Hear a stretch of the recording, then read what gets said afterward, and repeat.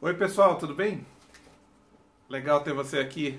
Bem-vindo ao canal Voo Militar. Eu sou Marcelo Ribeiro e a partir de hoje eu começo uma série de conversas, uma série de entrevistas com pessoas que também têm aviação militar no sangue, são apaixonadas por esse tema. Hoje a gente começa o programa, o primeiro vídeo desse canal é sobre o avião Tucano. Um avião fantástico que todos nós adoramos, conhecemos, produzido pela Embraer. Nós conversamos hoje com João Paulo Zeitum Morales, jornalista, pesquisador, escritor, autor desse livro sobre o Tucano.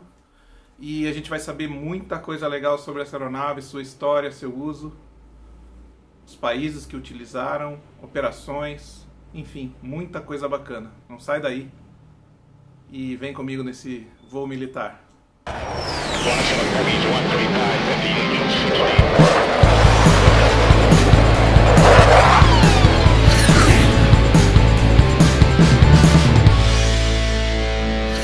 Oi pessoal, tudo bem? Como é que vocês estão? Hoje é a estreia do canal Voo Militar. Eu sou Marcelo Ribeiro e eu tenho a honra aqui de receber um grande amigo, um amigo já de longa data e uma pessoa que eu admiro muito, que realmente faz muito pela aviação militar brasileira, produz muito conteúdo, jornalista, João Paulo Zeitum Morales. João, que legal que você está aqui, cara. Muito obrigado. Boa noite, a honra é a minha, Marcelo. A gente se conhece aí há acho que quase uns 20 anos. Sim. Sempre admirei também seu trabalho como jornalista e as artes, os perfis que você desenvolveu, muita coisa para revista e livro, inclusive, né? Eu acho que isso aí tem uma longa tradição, uma longa história. Então, também tem uma grande admiração, um prazer, uma honra estar aqui, ainda mais nesse programa de estreia. Sim, legal, João. Cara, eu vou até falar um pouquinho do programa, enfim, do canal. A ideia é trazer conversas, né? Conversas despretensiosas, mas no final das contas com uma grande pretensão, que é trazer conteúdo de qualidade, conteúdo informativo, divertido, diferente, sobre aviação militar, né? Com pessoas que gostam, né? Com pessoas que também têm na veia aí esse amor aí pela aviação, como a gente tem, como eu sei que você tem com toda certeza. E pessoal, hoje a gente vai falar de um assunto, de um tema que o João entende bastante, né? Sobre o Tucano, né? Eu estou aqui com o livro do João.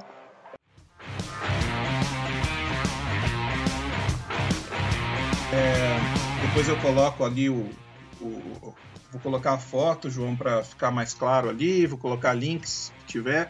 O João Paulo também foi responsável junto com o Vitor, né? Vocês fizeram um documentário fantástico sobre o Tucano. E hoje o papo é sobre Tucano, João. Eu gostaria muito de ouvir de você um pouco das histórias, um pouco da importância dessa aeronave para o Brasil, para a indústria e principalmente para a Força Aérea Brasileira.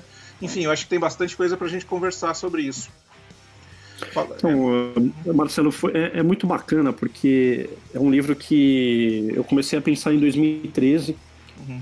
E o livro, na verdade, o documentário Tucano 35, sugiro o pessoal assistir, tá disponível no site, é gratuito, você pode acessar quantas vezes você quiser, qualquer hora, e também tem uma versão com legendas em inglês. Então, para quem for de fora do Brasil, tem aí uma possibilidade de acessar e entender essa história de um documentário de 1h e 40 minutos de gravação, né? Um documentário bem longo. Bem longo, mas ele é bem completo. Ele é um documentário que ele acabou quase que sendo um resumo do que é o livro. Então, o livro, na verdade, o documentário, ele nasce de não diria uma demanda, né? Mas ele nasce ali com uma necessidade do livro. Ou seja, para esse projeto, nós tivemos a participação do Beto Maiorino também. Ele participou nesse trabalho. E eu fui com o Vitor um dia para a Academia da Força Aérea para fotografar detalhes de painel do Tucano, da cabine dele. Tá. E aí, chegando lá, o Vitor é um cara que trabalha com audiovisual. E o livro do Tucano, isso deve ter sido foi em 2017, foi em abril de 2017. E aí o Vitor, vendo a operação da AFA, falou assim, cara, por que a gente não faz alguma coisa sobre a AFA? Eu falei, como assim? Um vídeo, um filme, um documentário, qualquer coisa. Acho que ele viu tudo aquilo, né? É bacana. Quem conhece a academia, fora de show aéreo, é muita atividade, é muito avião pousando e decolando, é muita organização, um ambiente muito limpo, muito organizado, muito bem mantido. Aí ele falou assim, pô, acho que a gente pode, sei lá, criar alguma coisa. E aí ele olhou para uma porta e estava escrito assim, 30 anos. Né? Aquela logo que colocaram no avião, no Tucano dos 30 anos. Sim. Aí ele falou, pô, 30 anos do quê? De AFA? Eu falei, não, 30 anos de Tucano, mas na verdade, em 2018 serão 35 anos. Cara, então vamos fazer um negócio do Tucano. Então, a ideia do documentário, ela nasce, né, indo resolver cumprir uma demanda para o livro. Para o livro, então você estava escrevendo o livro e foi para lá e, enfim, viu todo aquele roteiro pronto praticamente, né? Era decolagem, pouso, a operação ali acontecendo no dia a dia, né? Então eu imagino que dali foi, enfim, pegar câmeras e gravar, né, João? Porque o trabalho ali feito na AFA é fantástico, né? Exatamente, assim, a vantagem é que a gente teve um apoio da Força Aérea absurdo, né, como sempre. Então, a gente contou com a sorte de ter uma pessoa que não só entende, mas é muito apaixonada por aviação, que é o Tenente Inforzato. Ele é o Relações Públicas da AFA. Então, é um cara muito conhecido, muito querido, uma pessoa que vibra muito. Então, ele nos ajudou ao longo do projeto, né, da execução, mas a gente não pode esquecer do próprio comando da Academia da Força Aérea, do próprio Centro de Comunicação Social da Aeronáutica, que autorizou, que deu a liberação para a gente seguir em frente. E o que é legal é que a pesquisa do documentário, que é a pior parte a ser feita, ela estava pronta por causa do livro. Né? Então, a gente tinha o livro, eu tinha o livro praticamente pronto, então eu tinha toda a documentação, eu tinha todas as pessoas, onde essas pessoas estavam. Então, era uma questão de simplesmente sair gravando, né? Tem autorização da Força Aérea, da gente sair gravando o material. Então, o livro, eu comecei a escrever em 2013 sem ter ninguém para publicar. Então, eu não tinha um local que eu ia publicar. Mas o que me motivou é que existia uma história, saiu em 99 na revista Veja. Eu tenho até essa reportagem até hoje guardada. Engraçado que a grande matéria da revista foi aquela pessoa que entrou num cinema aqui em São Paulo, atirando em todo mundo. Mas ali naquela edição tinha uma matéria meio escondida, de umas 4, 5 páginas, a respeito de uma grande operação que o Brasil fez na fronteira, na cabeça do cachorro, chamada Operação Tapete Verde, em que os tucanos, né, de Boa Vista e de Porto Velho, entraram numa situação real, de ataque real contra a guerrilha, empregando armamento real, e aquilo me chamou muita atenção, eu fiquei com aquilo na cabeça. Em 99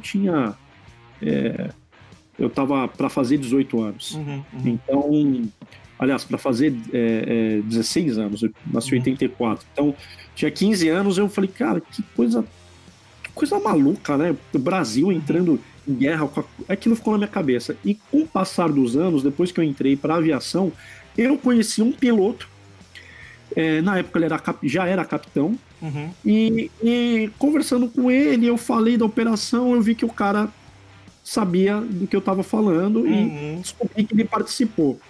Aí eu falei, cara, eu vou querer escrever uma matéria sobre isso. Aí depois eu fui pensando, eu vou escrever um livro sobre isso. Pô, o Tucano merece. Então foi daí que nasceu esse interesse, né, de uma operação que ele participou no Brasil. E aí eu percebi que quando eu comecei a fazer as pesquisas, que eu mesmo não tinha a real noção do que o Tucano representou para o Brasil, para a indústria de defesa, e o que ele representou para o mundo, de uma certa maneira, no treinamento intermediário ou avançado, dependendo da doutrina da Força Aérea, né, do operador em que ele estava servindo, do país em que ele estava servindo. Mas é um avião assim que, no imaginário das pessoas, ele está na Escolinha da Fumaça, é o avião vermelho e branco da fumaça, depois azul, mas, né, que todo mundo tem uma paixão enorme. A fumaça, ela, né, acho que impulsionou a imagem do Tucano mundialmente, graças à fumaça, grande realizadora disso. E o Tucano depois ele tem uma importância operacional para o mundo que ela é enorme, ela é fantástica, né, em termos de ser um divisor de águas. Sim. No treinamento avançado. Eu ia até fazer esse comentário, João. É uma aeronave que, na verdade, ela inicia uma geração de outras aeronaves que seguiram esse modelo, né? Porque a impressão que eu tenho, né, que a gente tem, eu, enfim, sou uma pessoa que gosta de aviação há muito tempo e conheço o Tucano desde a época da sua...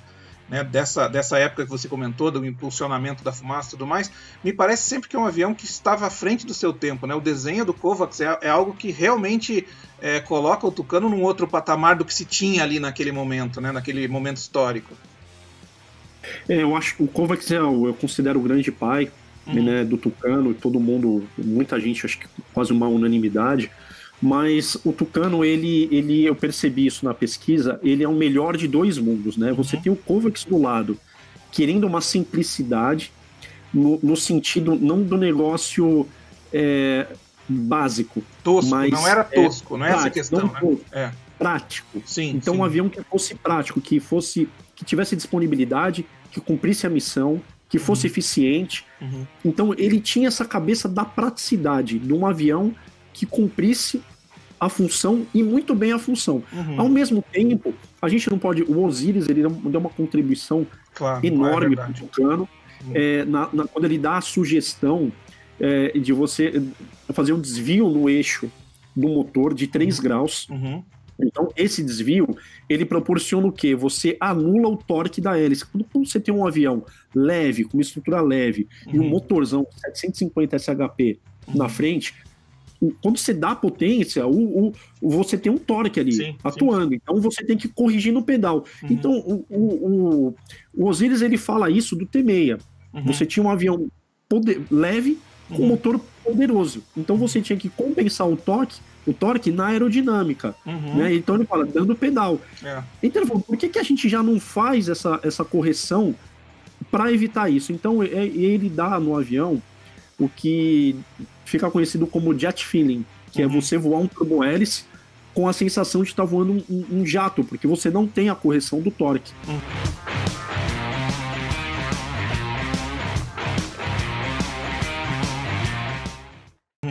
Além disso, você tinha o Guido Pessotti, que ele era o diretor técnico da Embraer, que ele era o oposto ao Kovacs. Ele era a sofisticação. Entendi. Então, ele queria um projeto extremamente refinado, ele queria um projeto extremamente avançado. Então, o que aconteceu? Equilibrou. Então, a sofisticação de um e a praticidade do outro, elas foram se equilibrando e chegou num avião como o Tucano. A Embraer, ela desde o início sabia, com o Bandeirante, com o Ipanema, com outros projetos, que não dava para viver somente na indústria nacional. Seja ela civil ou fosse civil ou militar, tinha que vender para fora. Você diz o mercado, então, né? O mercado nacional. O mercado nacional não dava para viver, apesar que, se você olhar para trás, né, na década de 70 e 80, a Força Aérea fez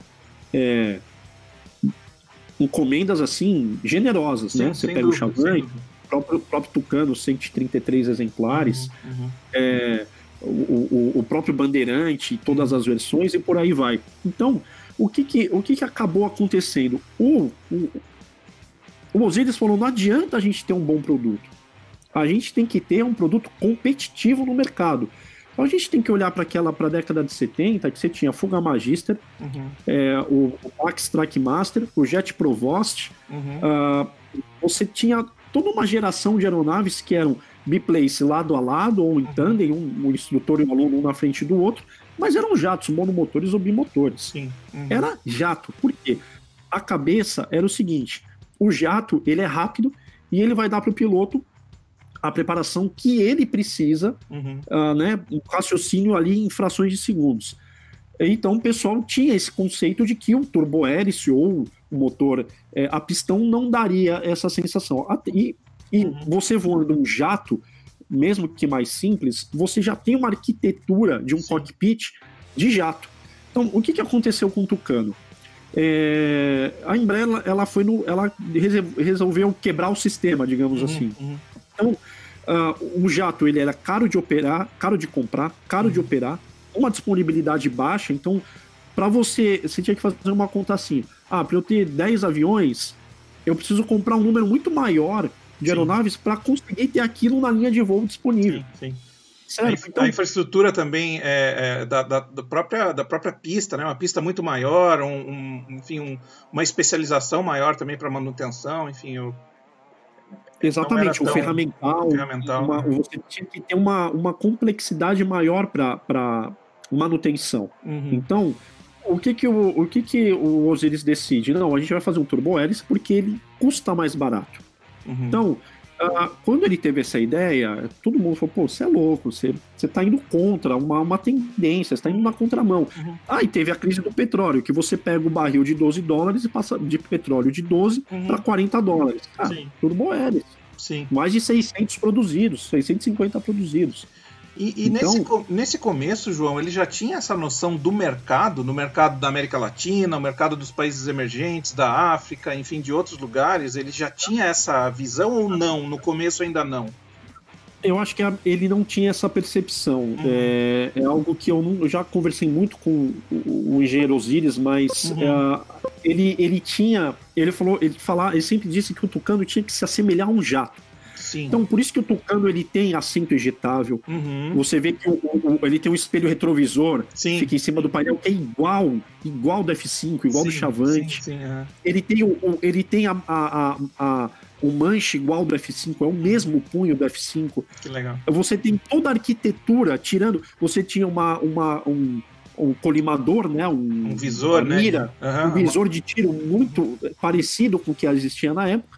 Então, e aí que foi a grande, matou de vez o Tucano, selou o sucesso dele. Você tinha os aviões turbo-hélice, você tem 2, 3 manetes de potência para controlar, né? O combustível, o ar, e você vai equilibrando para ter mais mistura ali, né? A mistura rica, pobre e tal. O que a Embraer fez? Ela desenvolveu a monomanete. Então, uma única manete você faz, você põe para frente, acelera, põe para trás, reduz. Simples. Né? Isso é sensacional. Então, você, tirando uma tela de radar, que não tem no painel do Tucano, o resto pega o painel do Tucano, pega o painel do F5 antes de estar modernizado, ou o painel do Mirage, ou de qualquer avião de terceira geração da época. Você vai ver que é extremamente semelhante. Então, isso acabou. E a outra coisa, a capacidade secundária do Tucano, 1 tonelada de armas, de carga bélica em 4 pontos, debaixo das asas, 2 em cada asa. Então você tinha um avião que ele era um treinador e ao mesmo tempo ele era um avião de ataque, de combate ou interceptador. Sim, lembrando que uma bomba, uma bomba de emprego geral ali, uma marca 82, ela começa com 250 quilos, né? Se não me engano é isso, 200 e alguma coisa. Então 125 a 81, 250 ele pode carregar 4, né? Então é uma aeronave que faz um estrago ali, levando, né? Consegue levar armamentos de respeito, né, João? Exatamente. Você tem que pensar que hoje, por exemplo, é muito mais difícil, é muito mais comum um avião sair para uma missão levando uma marca 81, 82 do que uma 83 ou 84. Sem dúvida. Entendeu? Então você tem essa questão... Devido à precisão, né? Principalmente pela precisão dos equipamentos de tiro, né? De direcionamento de tiro, né? Orientados por computador e tudo mais, então não precisa, né, de uma... Exato. Você não precisa ter tanto poder assim. Aliás, é mais fácil você levar mais MK-82 para você ter uma saturação ou a certeza que aquele alvo vai ser destruído do que você levar uma quantidade menor de uma bomba mais pesada. Então, eu acho que isso ele sela. Então, você vê que nos anos 80, os países perceberam, principalmente países de terceiro mundo, perceberam a vantagem do avião. Então, quando aqui na América do Sul, tirando a Argentina, todo mundo operou o Tucano em 2 funções. O Brasil operou em 2 funções. A Venezuela comprou 31 exemplares.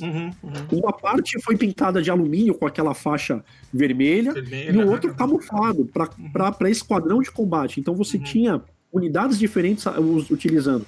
O Equador, o Peru, a mesma coisa. Então, Venezuela, Peru, Honduras. Honduras comprou para você fazer o treinamento avançado, a conversão para o F-5, para a primeira linha da aviação de caça, e para combate. Né?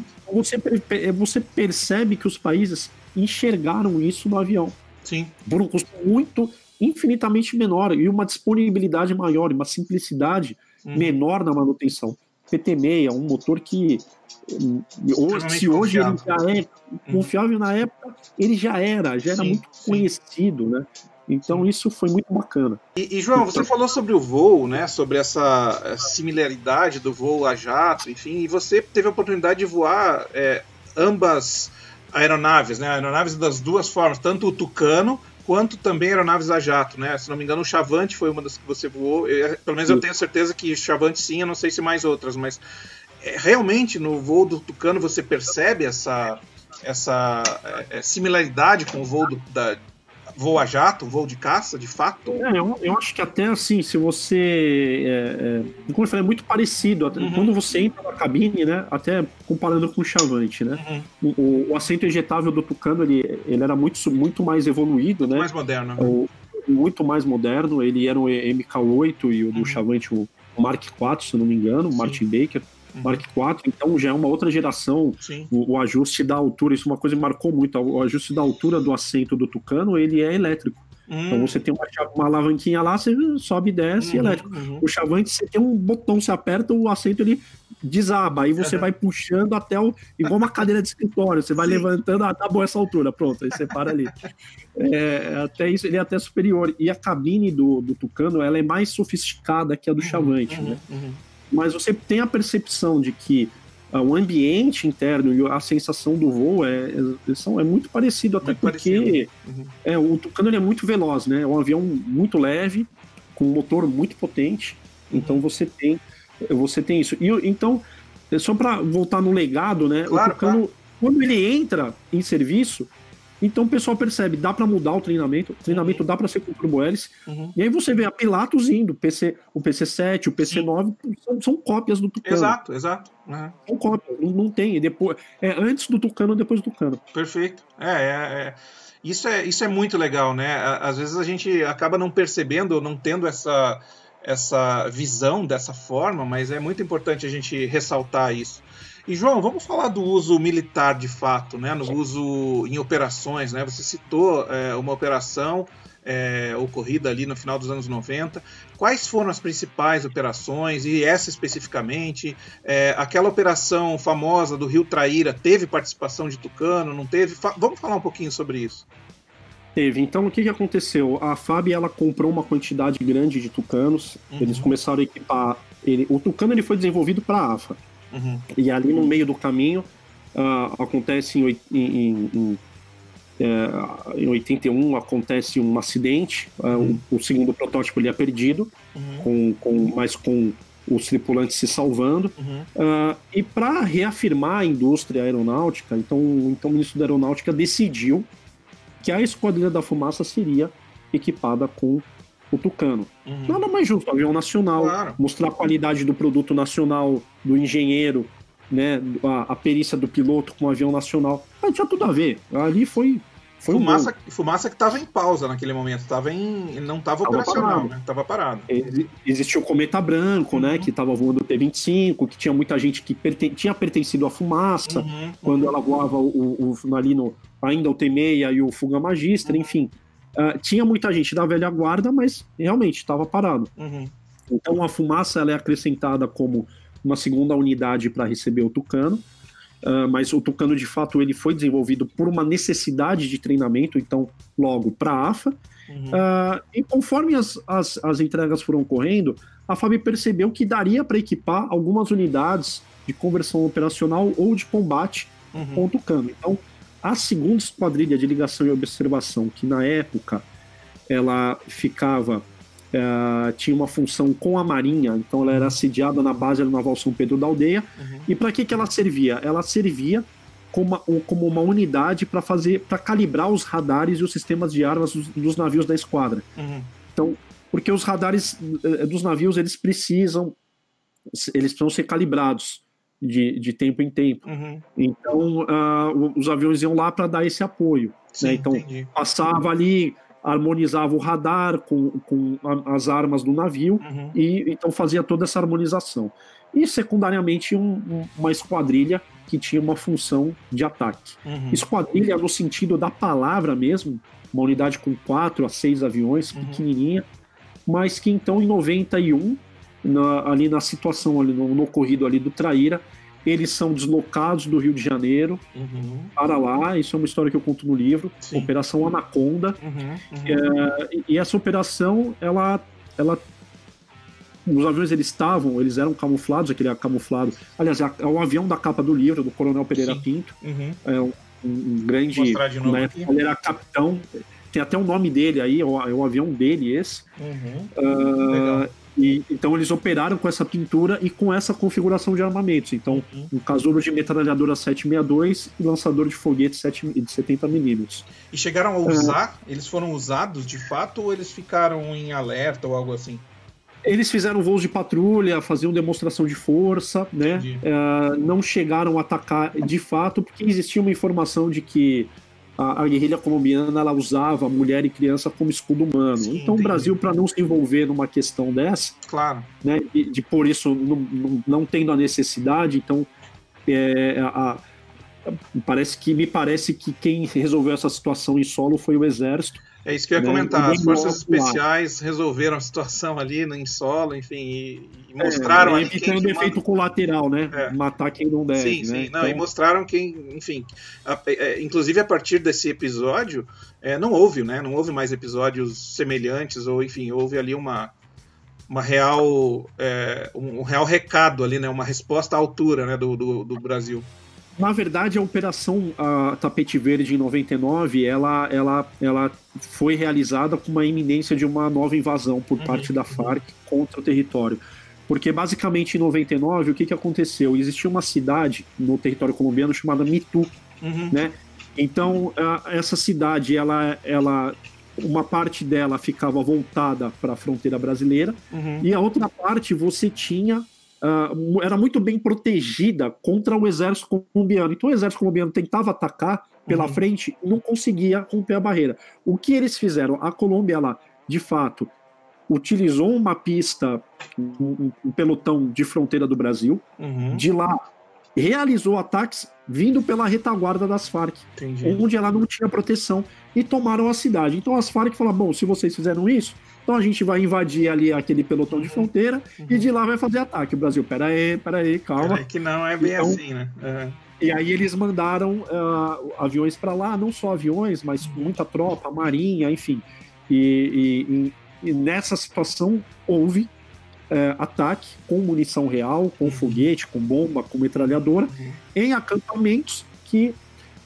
Relatos assim, não vi se tinha gente, mas era uma instalação, era um acampamento, era uma base de treinamento. Se tinha alguém lá, não sei, mas foi em território colombiano, né? Ali, muito próximo à fronteira. Ali a fronteira, um lado e outro, às vezes a divisão é um rio. Claro, ali é... A tribo, não tem divisão, marco, né?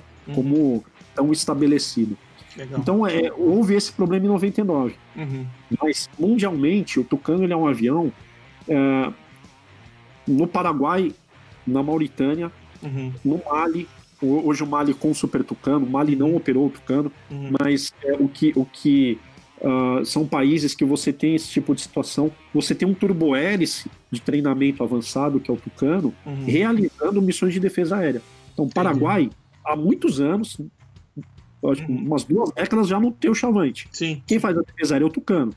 Honduras, ele é responsável por grande parte da defesa aérea, apesar do país ter os F-5.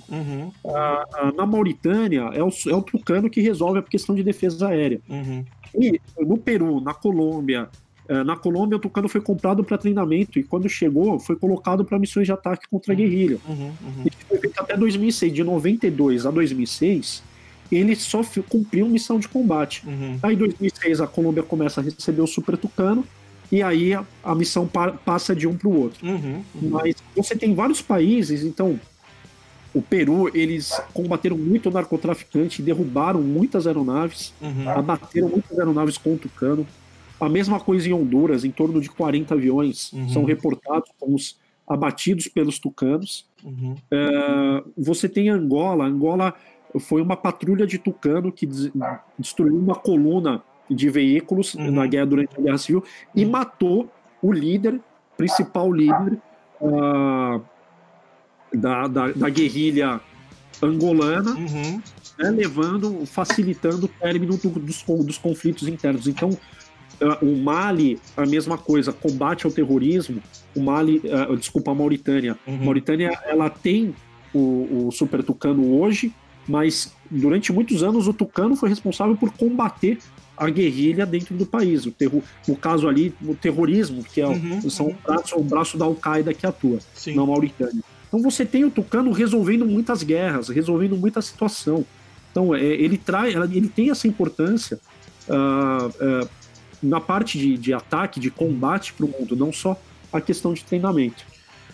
E toda essa história, né, João, quando você começa a pesquisar, seja para uma matéria ou o que for, você começa a ver que realmente merece um livro, né? Realmente merece essa compilação e ter realmente uma monografia sobre uma aeronave extremamente importante, né? E até então não havia, né?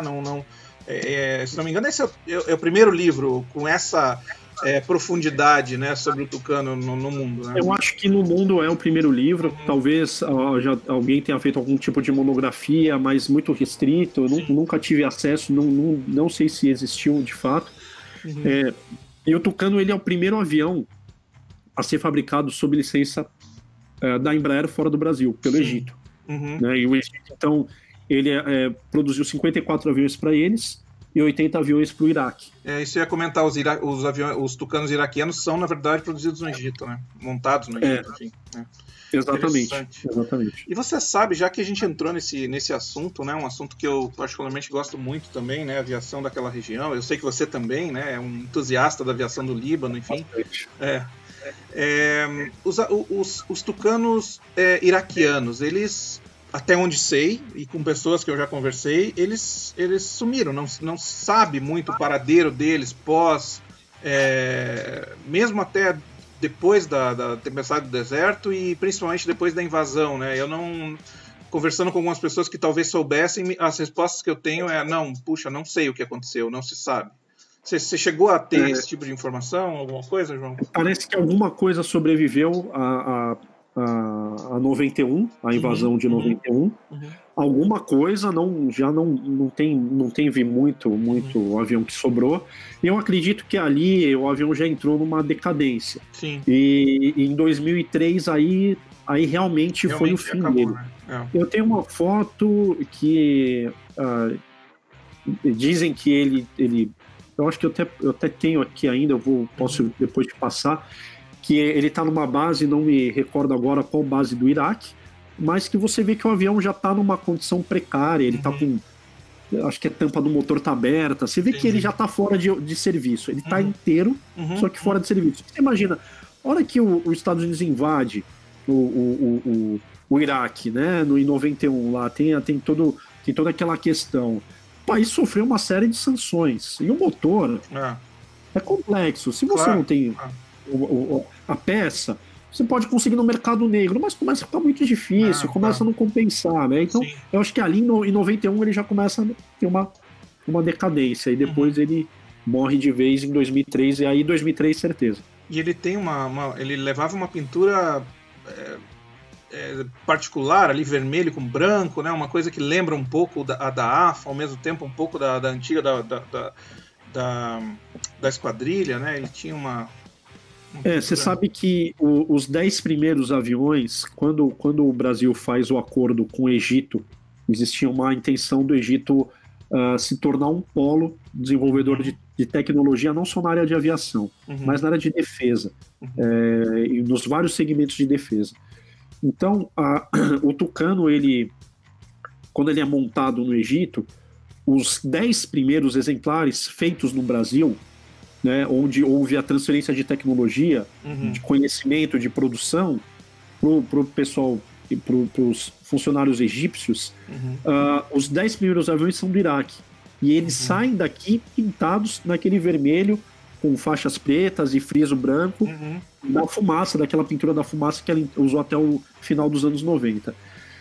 E a partir dali, os aviões produzidos no Egito, produzidos, não montados, né, no Egito, eles têm uma pintura semelhante com a AFA, idêntica, branco com uma faixa laranja de fora a fora do avião. Eu acabei misturando as duas coisas, mas é bem isso mesmo. Bacana. Falando ainda em Oriente Médio, enfim, naquela região, o Tucano foi usado também, ou é ainda usado pelo Kuwait, né? Mas não é o Tucano, a versão brasileira do Tucano, digamos assim. Existe uma outra versão, que é a versão montada no Reino Unido, né? Que é o Shorts, que na verdade queria que você explicasse um pouco, mas é uma concessão ali, um acordo, enfim, porque eu sei que o motor é diferente, tem a hélice é quadripá, enfim, o que muda e qual que é a história dos Shorts? Então, a Inglaterra, então, nos anos 80, ela iniciou um processo de modernização da frota de treinamento. O Jet Provost, eles estavam querendo aposentar, e eles iniciaram, então, uma concorrência para ver qual seria o treinador. E aí o foco era um turbohélice. Então, eles já tinham percebido, o Tucano já estava no jogo, né? A indústria, a aeronáutica já começou, a Pilatus já começou a desenvolver o seu PC-7 cópia Tucano. Já estavam de olho, né, no que ele... não é assim, eu tô falando cópia Tucano. O cara é brasileiro e ele tá defendendo o produto nacional. Claro não é isso. É isso. A história é essa daí, não tem a aeronave estava fazendo sucesso e, enfim, vamos atrás, né, nesse mesmo caminho aí. Ele arrebentou de vender nos anos 80 o Tucano. E aí a Inglaterra, ela fala, beleza, eu vou querer um avião, tá? Só que o Tucano não me atende. No meu requisito não atende. Sim. Então ele precisava ter um motor mais potente, ele precisava ter freio de mergulho na barriga, ele precisava ter uma vida em fadiga muito alta, tá? Então a vida em fadiga do Tucano eram 6.000 horas, eles queriam um avião para 12.000 horas. O canopy com explosivo, né? O canopy foi o problema não, né? A questão do canopy foi a resistência a pássaro, ao impacto. Então eles queriam um canopy mais resistente. Entendi. E aí não era possível fazer numa peça única, porque ia ficar extremamente pesado, não tinha como, tinha que dividir.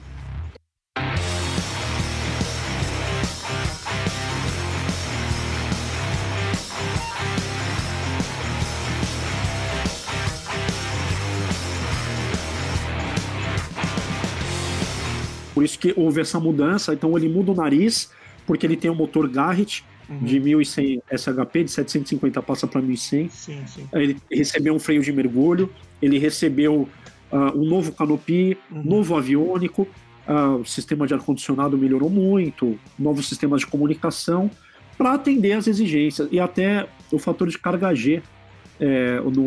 O Tucano é mais 6G, menos 3G, e o Shorts Tucano, ele acho que é menos 3.6 mais 7.3, né? Então você tem você amplia esse leque dele. O positivo é bem grande, é bem alto, né? É bem alto, ele é bem alto.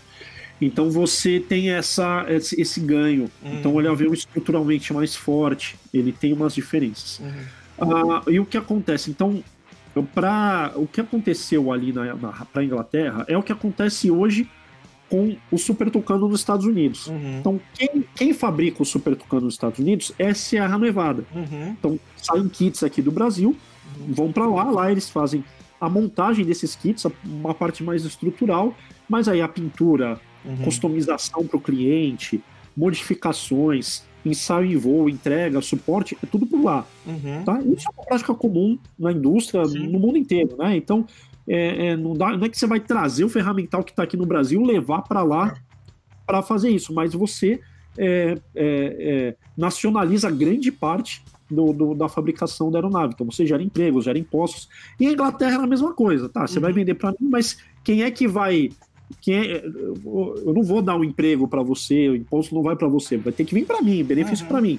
Então a Embraer se associou a Shorts, com a Vindelfast, para fazer essa produção.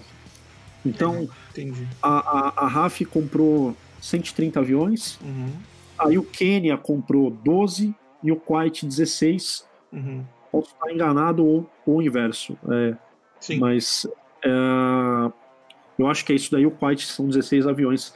O Kuwait já não usa há muito tempo, o avião está estocado. Uhum. Eles usaram para treinamento avançado e emprego de armamento. E uma pintura muito interessante, né? Marrom e areia, uma pintura de deserto. Pintura tradicional deles lá, né? De deserto. Muito legal. E era para receber esses aviões em 91, só que aí estourou a guerra, então esses aviões foram entregues a partir de 93, 94, que eles começaram a ser entregues para o Kuwait. E o Quênia recebeu esses aviões também meio a meio, metade da frota para treinamento e outra metade da frota para combate, né, configurado ali com armamentos e etc. Bacana. João, tem um quadro aqui nessa conversa que a gente vai analisar algumas fotos. Vou colocar algumas fotos aqui, obviamente, do Tucano, e o quadro é o que essa foto nos diz, né? Então a ideia é a gente ver a foto e comentar sobre ela, né? Então vamos lá, vamos dar uma olhadinha em algumas fotos aqui. Olha, esse é o Tucano do Irã, e uma coisa que me chama muito a atenção é o desgaste da pintura, né? A gente percebe ali que a bolacha ali na fuselagem, ela teria que ter uma bolinha vermelha ali no meio para ficar vermelho, branco e verde. Então, bolinha bandeira vermelha também, né? A bandeira quase sumiu também o vermelho, só tá o verde e o branco.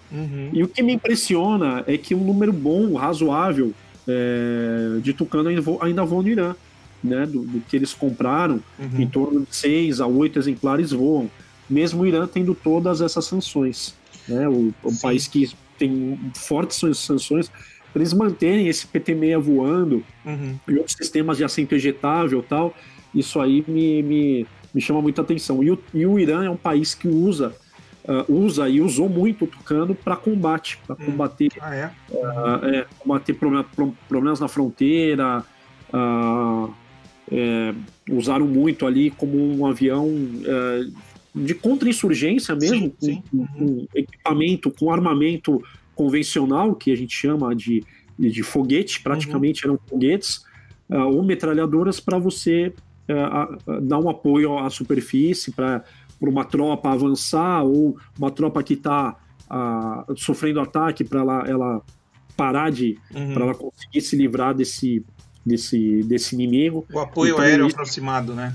Exatamente, o Close Air Support tradicional, e ele é muito usado ainda, e é um avião que... Existe um mito também, que o Irã recebeu alguns tucanos do Iraque, quando teve a invasão em 91, a guerra com os Estados Unidos. Não teve, eles não receberam nenhum avião do Iraque. Entendi.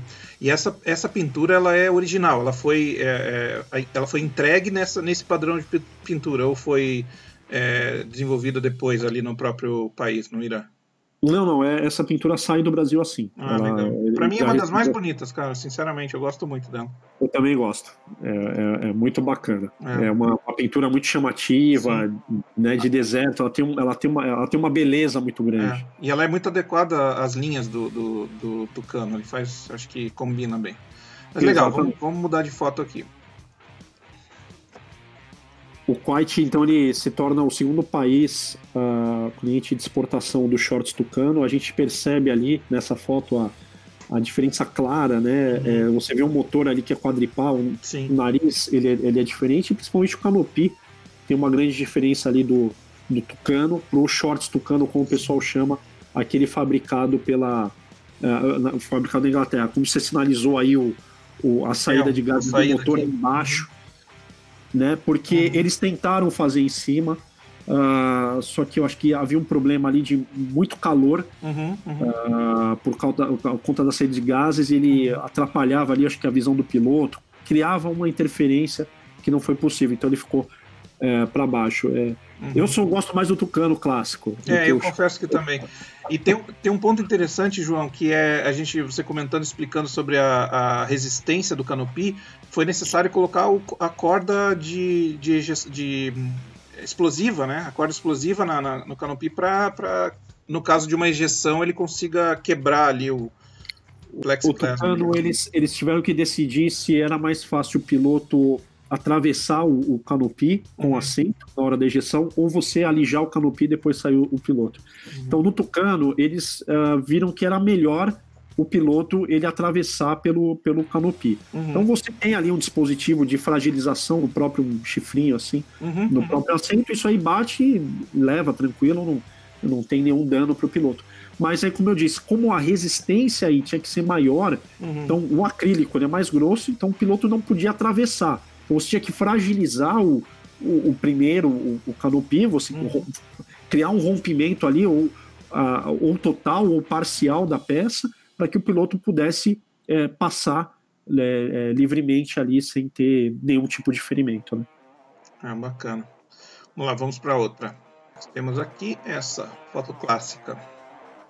Para plastimodelista, né, uma história engraçada é que você percebe que essa pintura é a mesma pintura que a Argentina utilizou até pouco tempo atrás. Hoje a Argentina ela passou por um padrão, não sei se já completou essa mudança, mas os aviões da Argentina eles estão agora em 2 tons de cinza, igual os Skyhawk da Argentina, porque eles assumiram uma missão agora de patrulhamento do espaço aéreo argentino. Entendi. Por essa foi a razão. Então eles saíram de Córdoba, foram para Reconquista, na 3ª Brigada Aérea, e eles agora estão assimilando essa doutrina até com a ajuda aí da Força Aérea. Mas quando a Argentina comprou o Tucano em 87, ela tinha uma emergência em receber os aviões logo, ela tinha uma pressa para receber. Então, o que aconteceu? O Brasil ele tinha uma quantidade tão grande, já tinha recebido tanto Tucano, que uma parte deles, 20, 30 exemplares, estava estocado em Lagoa Santa, né, onde é feita a manutenção do Tucano. E esses aviões estavam lá aguardando a criação das unidades de combate para serem distribuídos, estavam aguardando.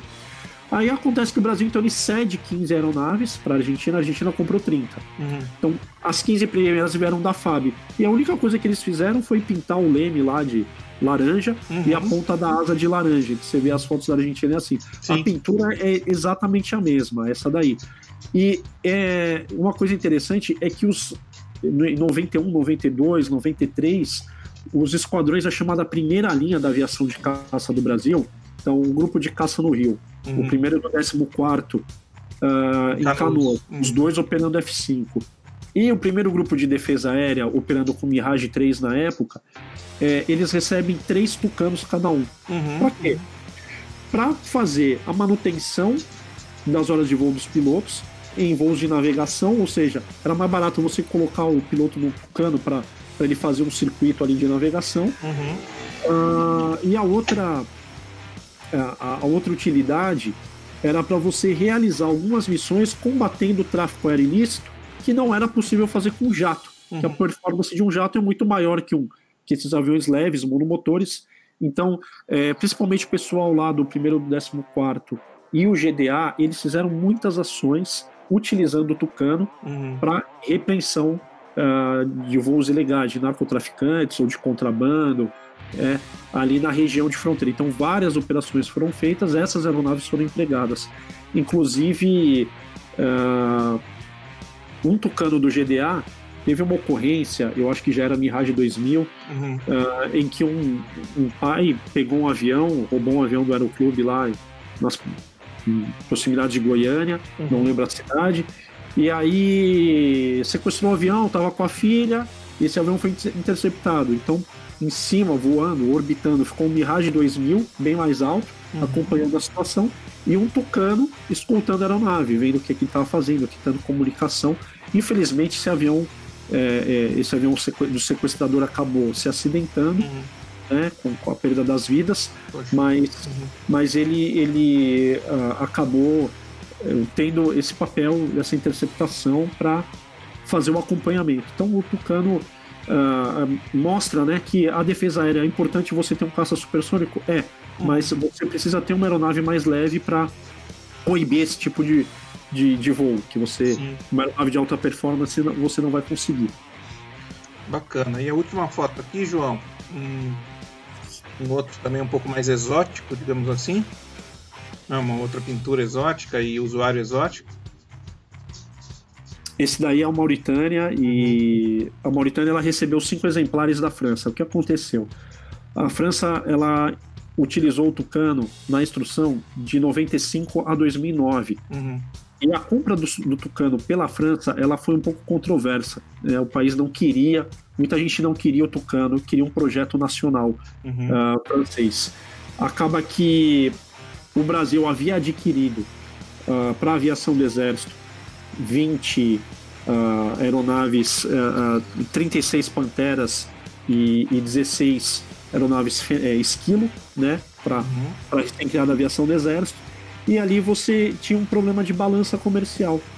Então a França ela acabou optando pelo tucano. Esse tucano, ele é chamado Tucano França, ele tem algumas vantagens em relação ao nosso. Ele tem um freio de mergulho na barriga, eu não sei, acho que não dá para ver aí. Talvez se ampliar a gente consiga ver. Não, mas a foto já está no máximo aqui, mas realmente ele tem, eu lembro disso.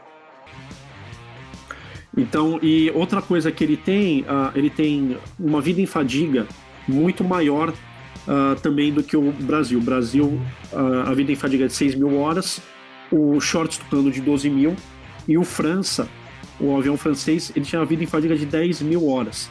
Tanto que existe, quando a fumaça para no final dos anos 90, ela faz a troca das asas.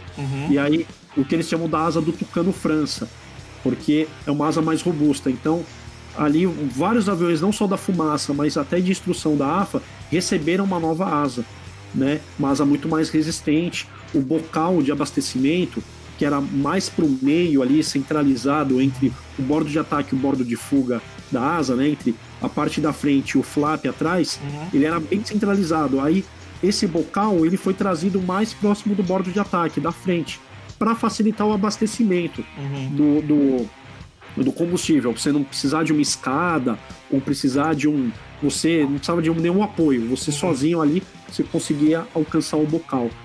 Então a França ela acabou retirando esses aviões de serviço por essa questão, esse problema político. Prematuramente, os aviões tinham 2/3 da vida ainda disponível.